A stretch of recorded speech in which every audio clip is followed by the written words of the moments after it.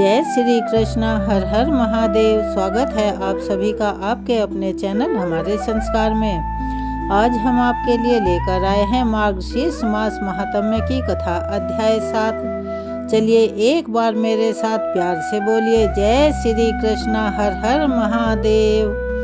अब हम सुनाने जा रहे हैं आज के अध्याय का आगे का वृतांत।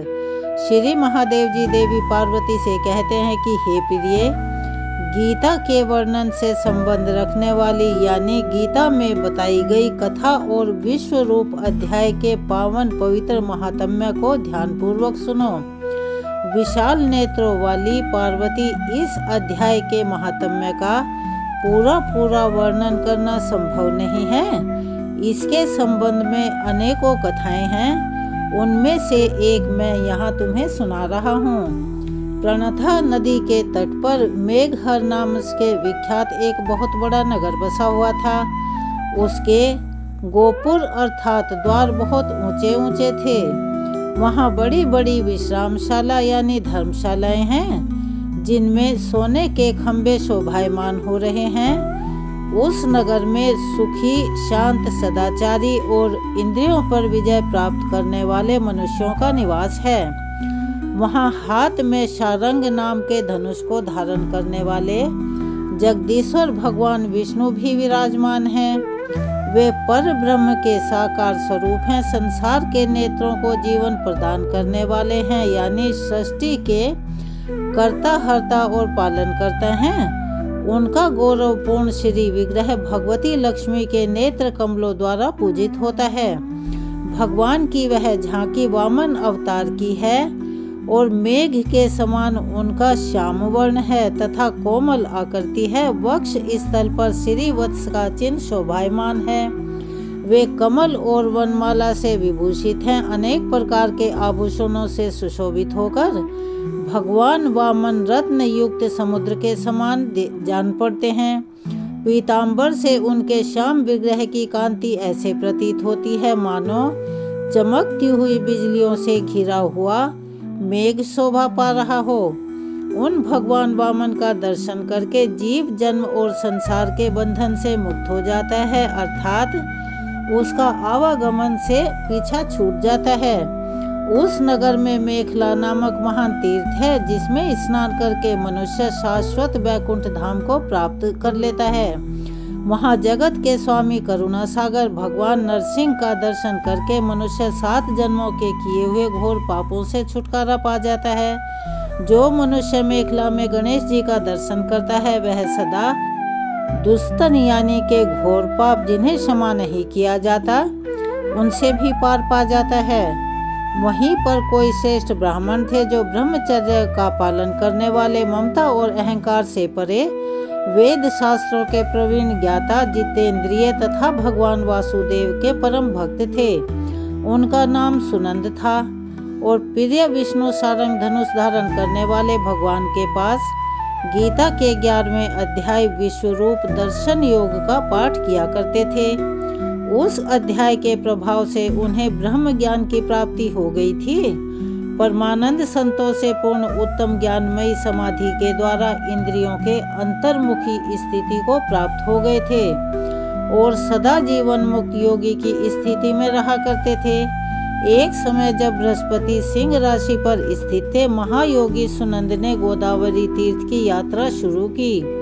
वे क्रमशः विरजा तीर्थ, तारा तीर्थ, संगम अष्ट तीर्थ, कपिला, दवार, नरसिंह वन, अंबिकापुरी तथा कर स्थानपुर आदि क्षेत्रों में स्नान और दर्शन करते हुए विवाह मंडप नामक नगर में आए।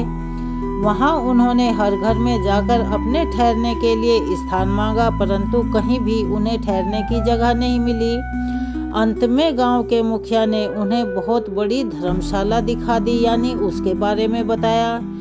ब्राह्मण ने साथियों सहित उसके भीतर जाकर रात में निवास किया, लेकिन सवेरा होने पर उन्होंने अपने को तो धर्मशाला के बाहर पाया, किंतु जो उसके साथ उनके और साथी थे वो कहीं नहीं दिखे।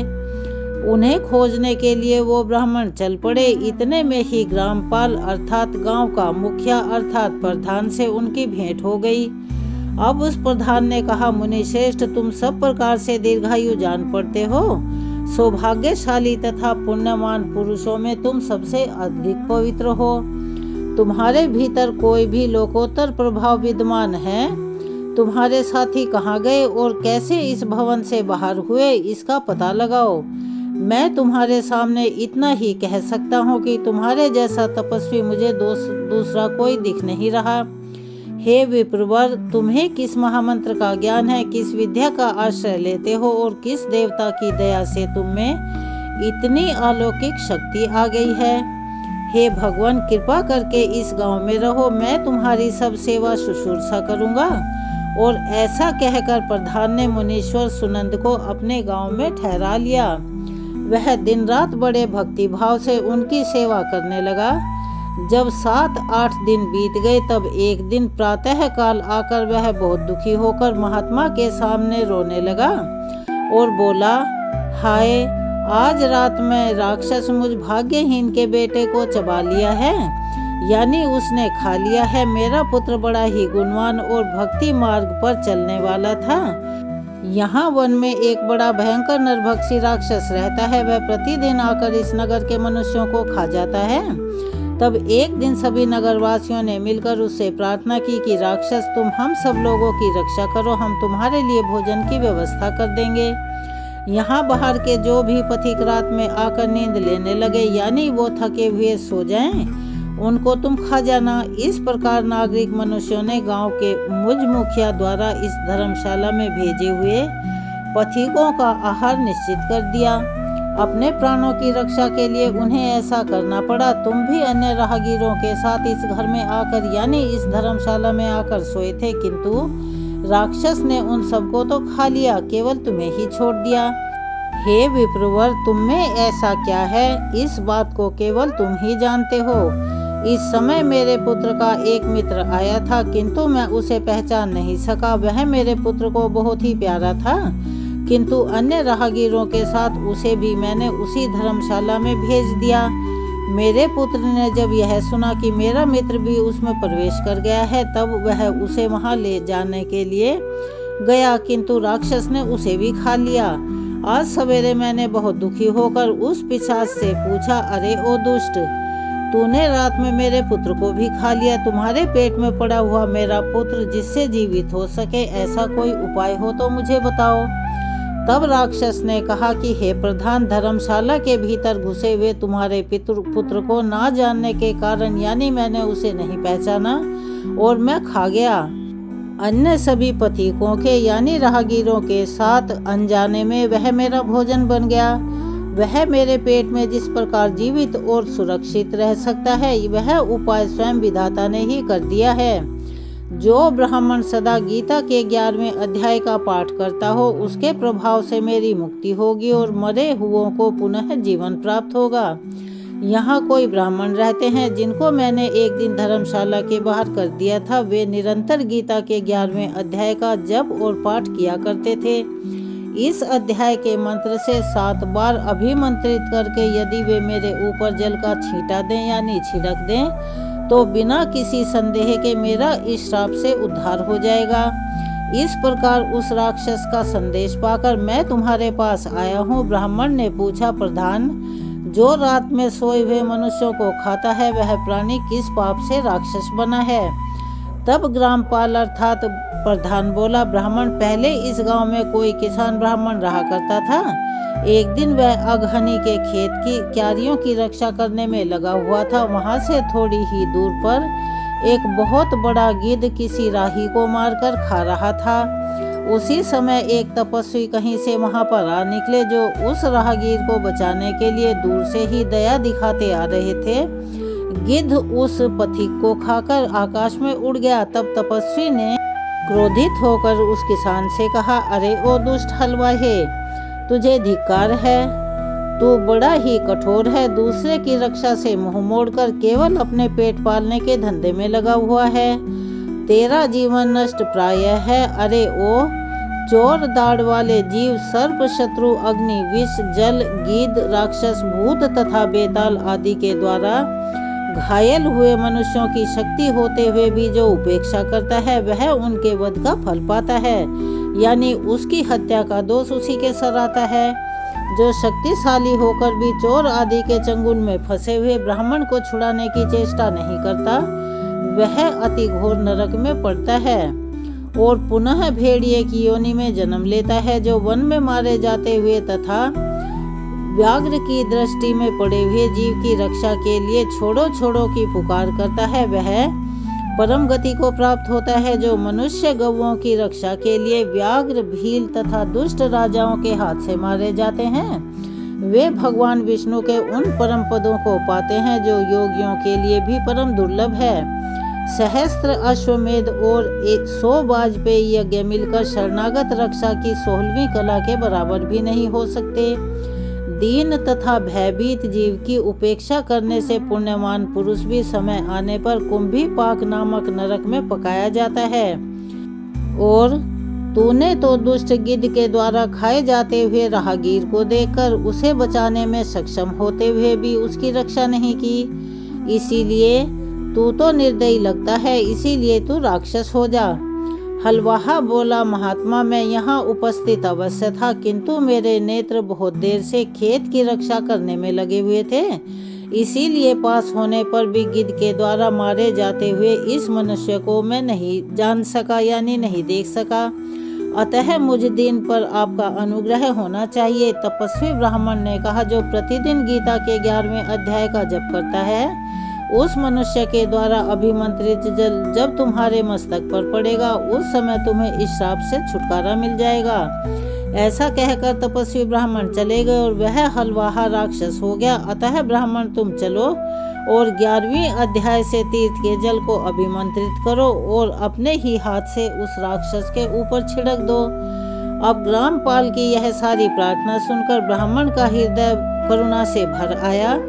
वे बहुत अच्छा कहकर उसके साथ राक्षस के पास गए। वे ब्राह्मण योगी थे। उन्होंने विश्व रूप दर्शन नामक 11वां अध्याय से जल अभिमंत्रित करके उस राक्षस के सिर पर डाला। गीता के अध्याय के प्रभाव से वह शाप मुक्त हो गया। उसने राक्षस देह का परित्याग कर दिया और चतुर्भुज रूप धारण करके तथा जिन सहस्त्र पथिकों को चक्र तथा गदा धारण किए चतुर्भुज रूप हो गए। इसके बाद वे सभी विमान पर आरूढ़ हुए और इतने में ही ग्रामपाल ने राक्षस से कहा, निशाचर, मेरा पुत्र इनमें से कौन है, उसे दिखाओ।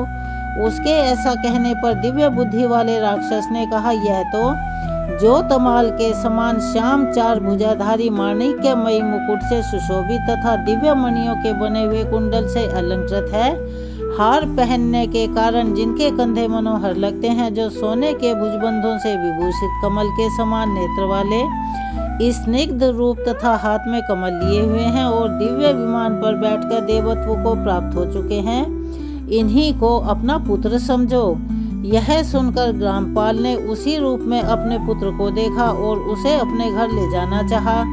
यह देखकर उसका पुत्र हंस पड़ा और इस प्रकार कहने लगा कि हे ग्रामपाल, कई बार तुम भी मेरे पुत्र हो चुके हो। पहले मैं तुम्हारा पुत्र था, किंतु अब देवता हो गया हूँ। इन ब्राह्मण देवता के प्रसाद से बैकुंठ धाम को जाऊंगा। देखो, यह निशाचर भी चतुर्भुज रूप को प्राप्त हो गया है। 11वें अध्याय के महात्म्य से सभी लोगों के साथ श्री विष्णु धाम को जा रहा है। अतः तुम भी इन ब्राह्मण देव से गीता के 11वें अध्याय का अध्ययन करो और निरंतर उसका जप करते रहो। इसमें कोई शंका नहीं कि तुम्हारी भी ऐसी ही उत्तम गति होगी। तात मनुष्यों के लिए साधु पुरुषों का संग सर्वथा दुर्लभ है, वह भी इस समय तुम्हें प्राप्त है। अतः अपने इच्छित सिद्ध करो। धन, भोग, दान, यज्ञ, तपस्या और पूर्व कर्मों से क्या लेना है। विश्व रूपी अध्याय के पाठ से ही परम कल्याण की प्राप्ति हो जाती है। पूर्णानंद स्वरूप श्री कृष्ण नामक ब्रह्म के मुख से कुरुक्षेत्र में अपने मित्र अर्जुन के प्रति जो अमृतमयी उपदेश निकला था, वही श्री विष्णु का परम सात्विक रूप है। तुम उसी का चिंतन करो। वह मोक्ष के लिए प्रसिद्ध रसायन है। सारे डर से डरे हुए मनुष्यों की आदि व्याधि का विनाशक यानी नाश करने वाला तथा अनेक जन्म के दुखों का नाश करने वाला है। मैं उसके सिवाय दूसरे किसी साधन को ऐसा नहीं देखता। अतः उसी का अभ्यास करो। श्री महादेव जी देवी पार्वती से कहते हैं कि देवी ऐसा कहकर वह सबके साथ श्री विष्णु के परम धाम को चला गया। तब ग्रामपाल ने ब्राह्मण के मुख से उस अध्याय को पढ़ा। फिर वे दोनों ही उसके महात्म्य से विष्णु धाम को चले गए। हे पार्वती, इस प्रकार तुम्हें 11वें अध्याय के महात्म्य की कथा सुनाई है। इसके सुनने मात्र से ही महान पातकों का नाश हो जाता है। श्रीमद् भागवत गीता के 7वें अध्याय में कुल 30 श्लोक हैं, जिनका वर्णन इस प्रकार है। भगवान कृष्ण कहते हैं कि हे पार्थ, अनन्य प्रेम से मुझ में आसक्त चित्त तथा अनन्य भाव से मेरे परायण होकर योग में लगा हुआ तू जिस प्रकार से संपूर्ण विभूति, बल, ऐश्वर्य आदि गुणों से युक्त सबके आत्म रूप मुझको संशय रहित जानेगा, उसको सुन। मैं तेरे लिए इस विज्ञान सहित तत्व ज्ञान को संपूर्ण कहूँगा और यथावत कहूँगा, जिसको जानकर संसार में फिर कुछ और जानने योग्य शेष नहीं रह जाता। हजारों मनुष्यों में से कोई एक मेरी प्राप्ति के लिए कोशिश करता है और उन कोशिशों को करने वाले योगियों में भी कोई एक मेरे परायण होकर मुझको तत्व से अर्थात यथार्थ रूप से जानता है।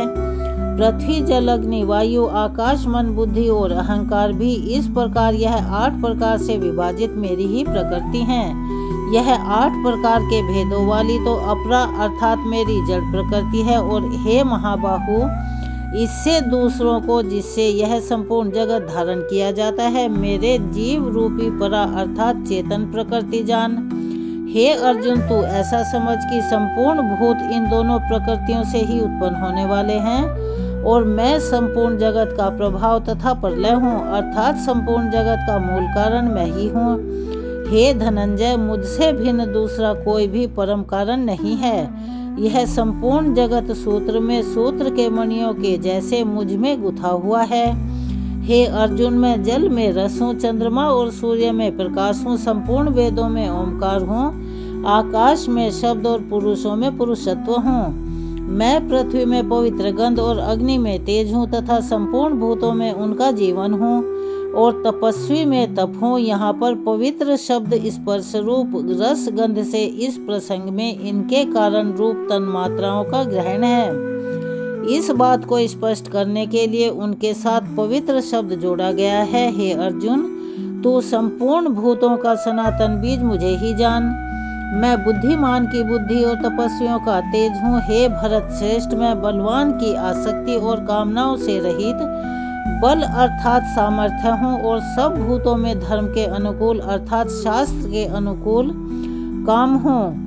और जो भी सत्वगुण से उत्पन्न होने वाले भाव हैं और जो रजोगुण से होने वाले भाव हैं, उन सब को तो मुझसे ही होने वाले हैं। ऐसा जान, गुणों के कार्य रूप सात्विक, राजसिक और तामसिक, इन तीनों प्रकार के भाव से यह सारा संसार प्राणी समुदाय मोहित हो रहा है। इसीलिए इन तीनों गुणों से परे मुझ अविनाशी को नहीं जानता, क्योंकि यह अलौकिक अर्थात अति अद्भुत त्रिगुणमयी मेरी माया बड़ी दुस्तर है।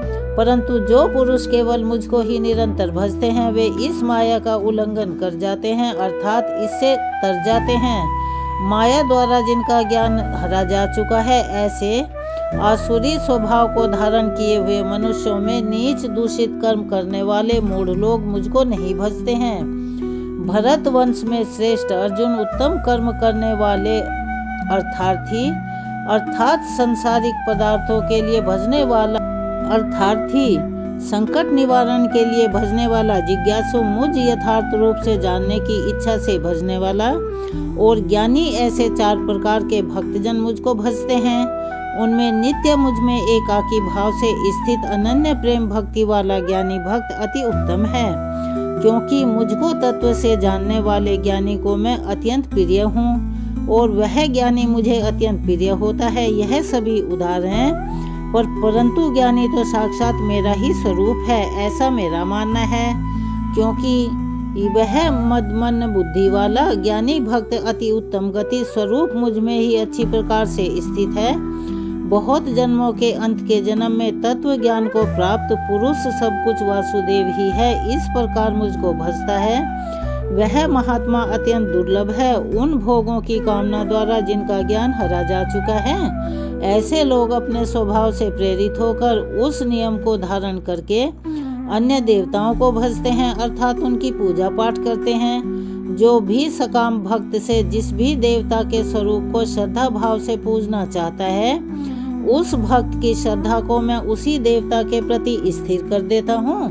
वह पुरुष उस श्रद्धा से युक्त होकर उस देवता का पूजन करता है और उस देवता से मेरे द्वारा ही विधान किए हुए उन इच्छित भोगों को निसंदेह प्राप्त करता है, परंतु उन अल्प बुद्धि वालों का वह फल नाशवान है तथा वे देवताओं को पूजने वाले देवताओं को ही प्राप्त होते हैं और मेरे भक्त चाहे जैसी पूजा करें, अंत में वे मुझको ही प्राप्त होते हैं।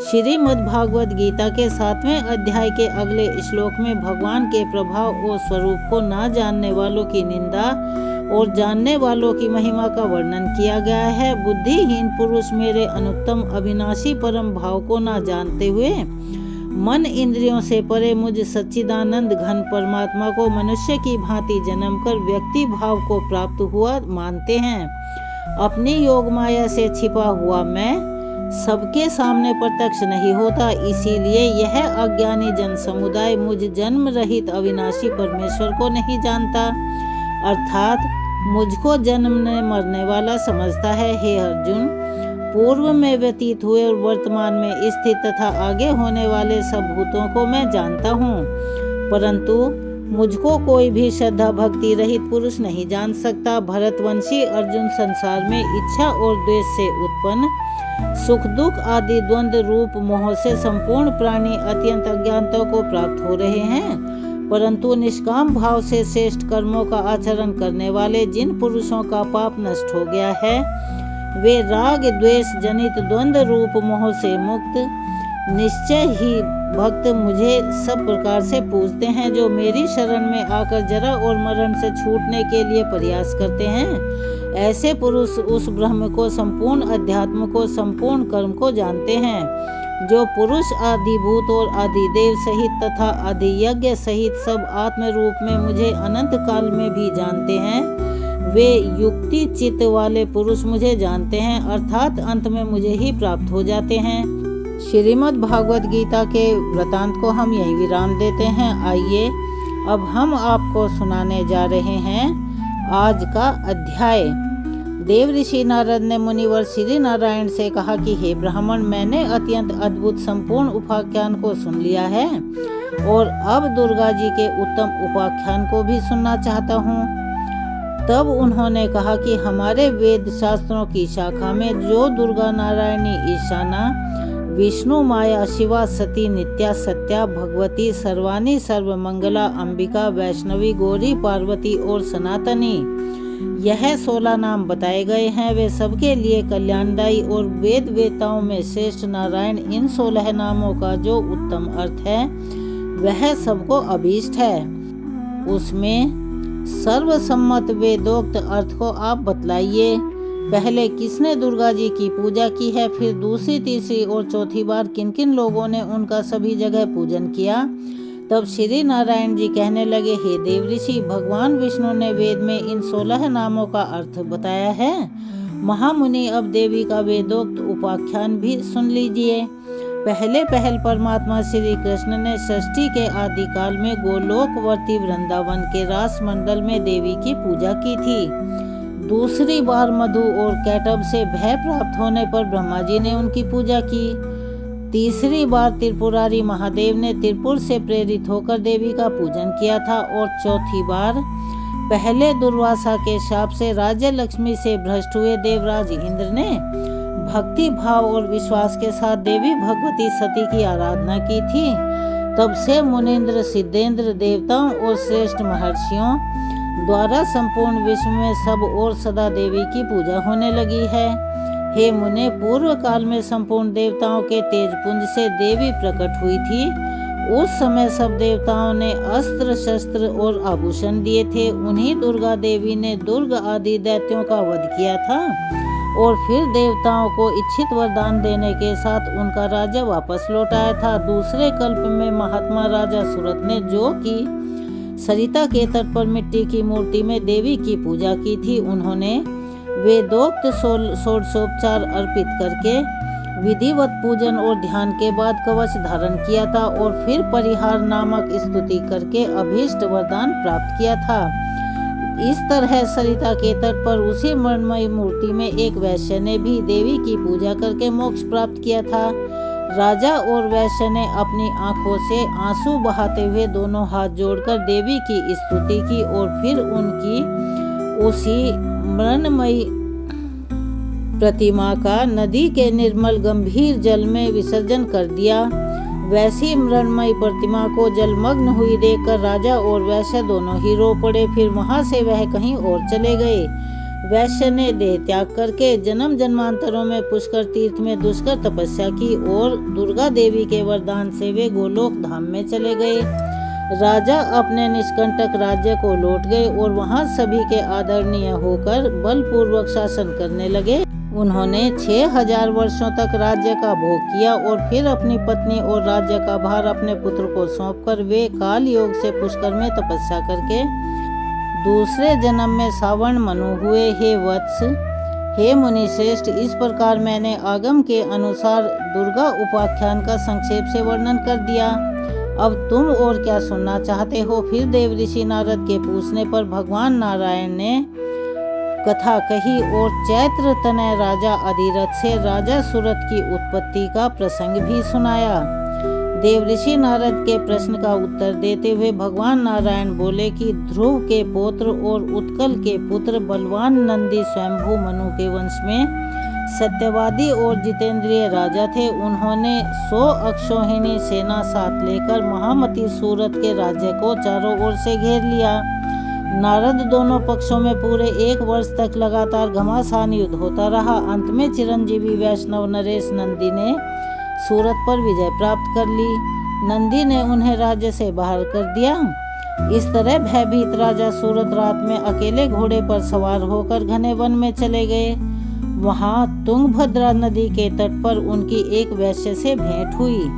मुझे उन दोनों ने परस्पर बंधु भाव की स्थापना की। वे दोनों मित्र हो गए। उनमें बड़ा ही प्रेम हो गया। राजा वैश्य के साथ मेद ऋषि के आश्रम पर गए। भारत में सत्पुरुष के लिए जो दुष्कर पुण्य क्षेत्र है, उस पुष्कर में जाकर राजा ने उन महातेजस्वी मुनि का दर्शन किया और मेध जी अपने शिष्यों को परम दुर्लभ ब्रह्म तत्व का उपदेश दे रहे थे। राजा और वैश्य ने भी अपना मस्तक झुकाकर उन मुनि को प्रणाम किया। मुनि ने उन दोनों अतिथियों का सादर आदर किया और उन्हें आशीर्वाद दिया। फिर अलग अलग उन दोनों का कुशल मंगल, जाति और नाम पूछा। राजा सुरत ने उन मुनीश्वर को बारी बारी से उनके प्रश्नों का उत्तर दिया। राजा सुरत बोले, हे ब्राह्मण, मैं राजा सुरत हूँ और मेरा जन्म चैत्र वंश में हुआ है। इस समय बलवान राजा नंदी ने मुझे अपने राज्य से निकाल दिया है। अब मैं क्या उपाय करूं? किस प्रकार पुनः अपने राज्य पर अपना अधिकार प्राप्त कर पाऊं? मुनिवर, आप यह बताइए। हे महाभाग, मैं तो आपकी शरण में आ गया हूँ। यह समाधि नामक वैश्य है और यह बड़ा धर्मात्मा है और फिर भी देववश इसकी स्त्री पुत्र पुत्रों ने धन के लालच से इसको घर से बाहर निकाल दिया है। इसका अपराध तो बस इतना ही है कि यह स्त्री पुत्रों और बंधु बांधवों के मना करने पर भी प्रतिदिन ब्राह्मणों को प्रचुर मात्रा में धन और रत्न दान दिया करता था। इसी से क्रोध में आकर उन लोगों ने इसे घर से निकाल दिया। फिर जब उन लोगों को दुख हुआ तो वह इसे ढूंढते हुए यहाँ आए, परंतु यह पवित्र ज्ञानी और विरक्त वैश्य अब उनके आग्रह करने पर भी घर को नहीं लौटना चाहता। तब इसके पुत्र भी पितृ शोक से संतप्त होकर सभी कर्मों से विरक्त हो गए और सारा धन ब्राह्मणों को देकर घर छोड़कर वन में चले गए। श्री हरि का परम दुर्लभ दासत्व प्राप्त हो, यही इस वैश्य का इच्छित मनोरथ हो गया है और इस निष्काम वैश्य को यह इच्छित वस्तु कैसे प्राप्त होगी? हे मुनिवर, आप कृपा करके विस्तार पूर्वक बताने की कृपा करें। तब श्री मधुसूदन निर्गुण परमात्मा श्री कृष्ण की आज्ञा से दुर्लक्ष त्रिगुणमयी विष्णु माया सभी विश्व को अपनी माया से देती है। वह कृपामयी देवी जिन धर्मात्मा पुरुषों पर कृपा करती है, उन्हें पर दया करके परम दुर्लभ श्री कृष्ण भक्ति प्रदान करती है। हे राजन, परंतु जिन मायावी पुरुषों पर विष्णु माया दया नहीं करती, उन दुर्गतिग्रस्त जीवों को माया द्वारा ही मोहजाल में बांध देती है। राजन, मैं प्रचेता का पुत्र और ब्रह्मा जी का पुत्र हूँ और भगवान शंकर से ज्ञान प्राप्त करके परमात्मा श्री कृष्ण का भजन करता हूँ। हे महाराज, नदी के तट पर जाओ और सनातनी दुर्गा का भजन करो। तुम्हारे मन में राज्य की कामना है, इसीलिए वे देवी तुम्हें आवरण बुद्धि प्रदान करेंगी और इस निष्काम वैष्णव वैश्य को वे कृपामयी वैष्णवी देवी शुद्ध विवेचना बुद्धि देंगी।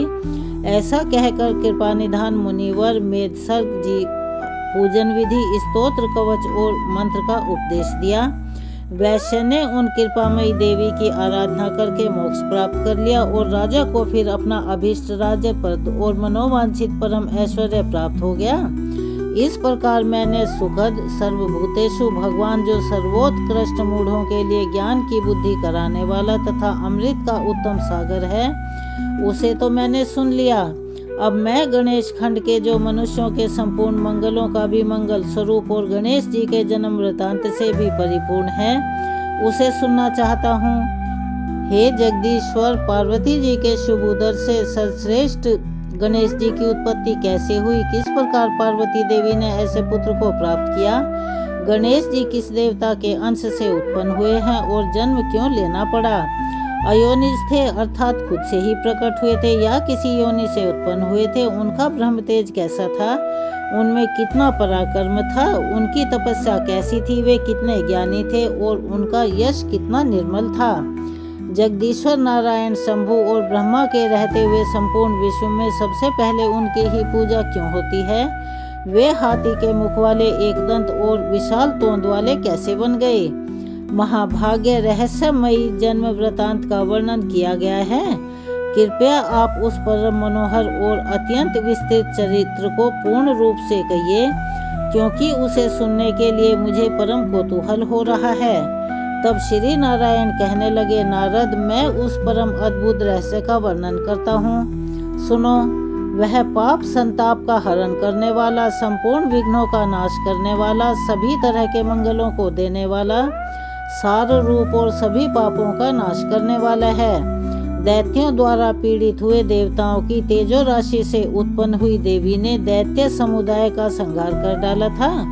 फिर वे दक्ष की कन्या होकर प्रकट हुई थी। उस समय उन देवी का नाम सती था। उन्होंने अपने स्वामी अर्थात शिवजी की निंदा होने के कारण योग धारणा द्वारा अपने शरीर का परित्याग कर दिया था और फिर शैलराज की परम प्रिय पत्नी मैना के पेट से जन्म लिया। पर्वतराज ने उन पार्वती जी का विवाह शंकर जी के साथ कर दिया।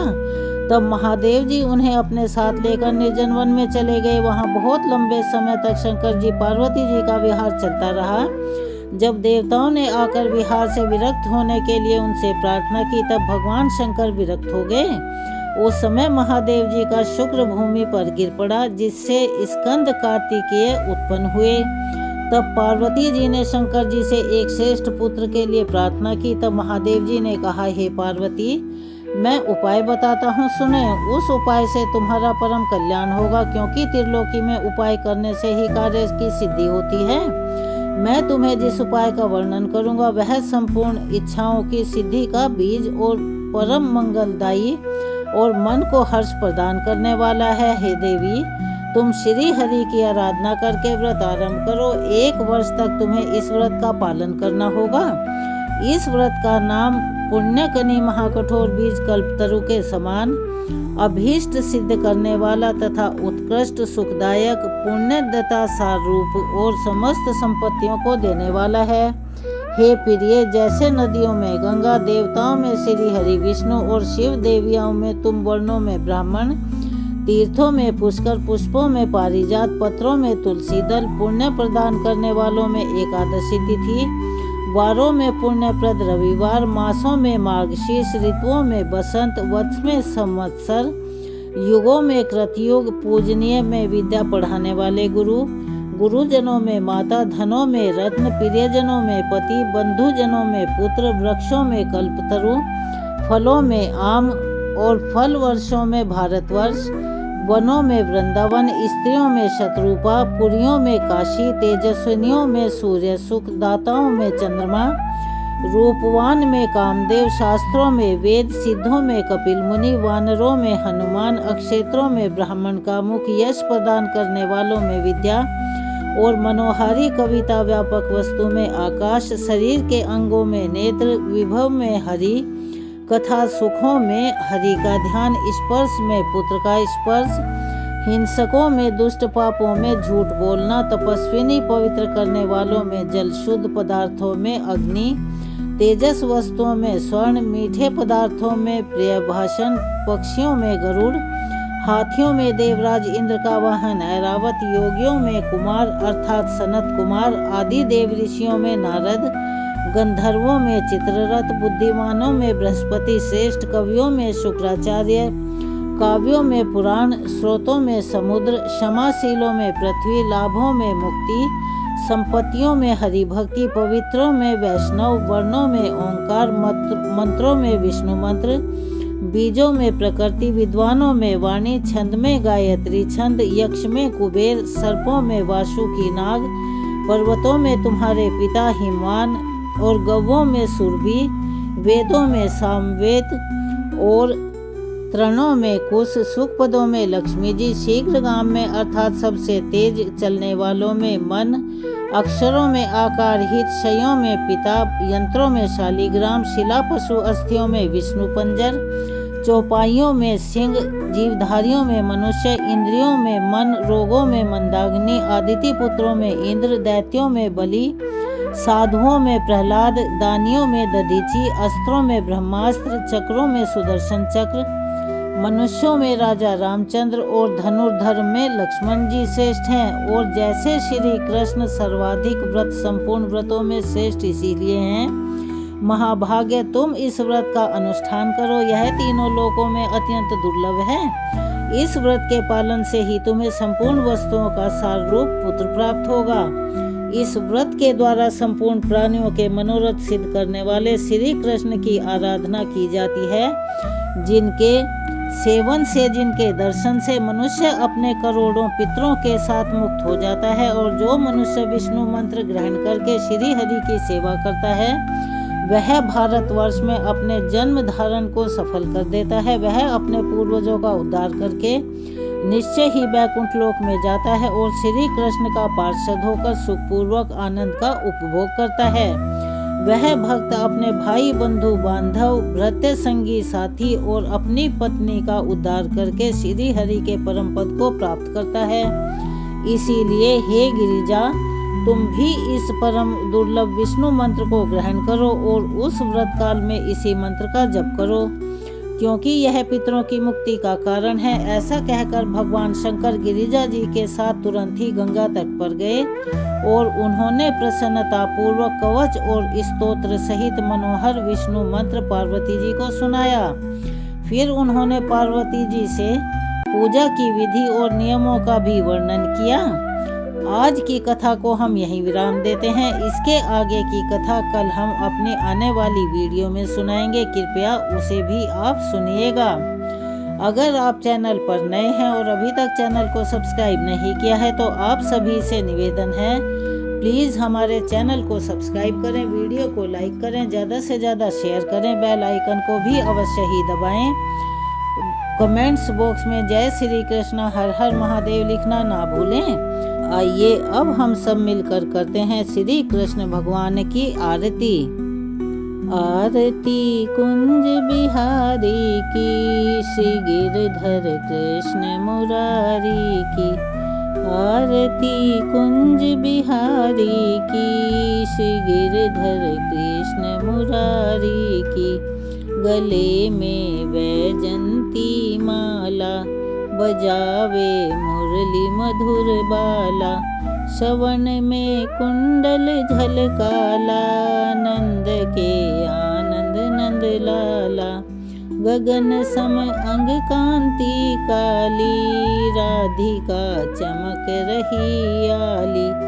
लतन में ठाड़े वनमाली, भ्रमर सी अलक कस्तूरी तिलक। चंद्र सी झलक ललित छवि श्यामा प्यारी की, श्री गिरिधर कृष्ण मुरारी की। आरती कुंज बिहारी की, श्री गिरधर कृष्ण मुरारी की। कनकमयी मोर मुकुट बिल से, देवता दर्शन को तरसे। गगन सो सुमन राशि बरसे, बजे मुरचंग मधुर मृदंग। गवालिन संग अतुल रति गोप कुमारी की, श्री गिरधर कृष्ण मुरारी की। आरती कुंज बिहारी की, श्री गिरधर कृष्ण मुरारी की।